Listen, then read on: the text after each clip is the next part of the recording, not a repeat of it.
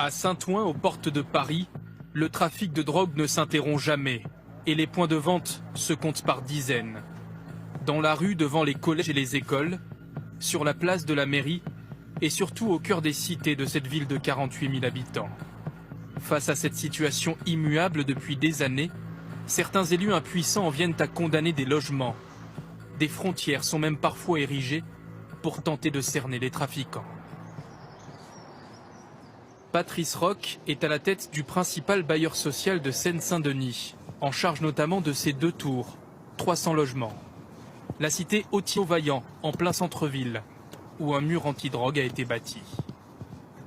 C'est un mur qui fait plusieurs mètres de haut, plusieurs dizaines de centimètres d'épaisseur. Nous avons installé des tôles en haut pour éviter que les gens se posent dessus et puissent faire le guet. Avant, tout était ouvert, donc on pouvait fuir quand la police arrivait. Désormais, la cité est en quelque sorte refermée sur elle-même. Des centaines de milliers d'euros ont ici été investis pour rénover les lieux et tenter d'éloigner les dealers. Dans ce vol, ils cassaient les faux plafonds pour pouvoir cacher la drogue. Donc nous avons défait les faux plafonds et coffré l'ensemble des réseaux de façon à qu'ils puissent ne pas cacher la drogue. Mais malgré ces investissements, rien ne change selon Patrice Roch. Il arrive quand même à le faire avec ça. On nous dégrade les contrôles d'accès, on nous dégrade les boîtes aux lettres, on nous dégrade les faux plafonds, on nous dégrade les caméras, on nous dégrade tout. Un constat partagé par les rares habitants qui acceptent de témoigner à visage masqué. Si vous venez attendre ici, je vous jure là que d'ici, la police, elle ne fait rien du tout. Les 3 ans que j'habite là, c'est un cauchemar, c'est tout. Dès la fin de matinée, les dealers ont repris leur place.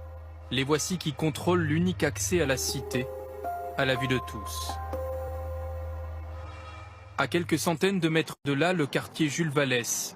2 bâtiments de 16 étages. Ici, pas de rénovation. La municipalité a opté pour une solution beaucoup plus radicale. Les tours sont vidées progressivement de leurs habitants. Une quarantaine d'appartements condamnés. Une façon pour le maire de Saint-Ouen de dénoncer une situation invivable selon lui. Ce que j'ai fait en disant stop, je ne reloge pas, c'est une façon pour moi d'exprimer non pas la résignation, mais mon esprit combatif. Soit l'État prend conscience qu'il faut qu'on traite ces tours d'une autre façon, mais on ne peut pas reloger des gens, mettre des familles avec leurs enfants, alors que le seul modèle social sera les dealers au pied de l'immeuble. La mairie de Saint-Ouen en appelle à Saint-Ouen, aux portes de Paris. Le trafic de drogue ne s'interrompt jamais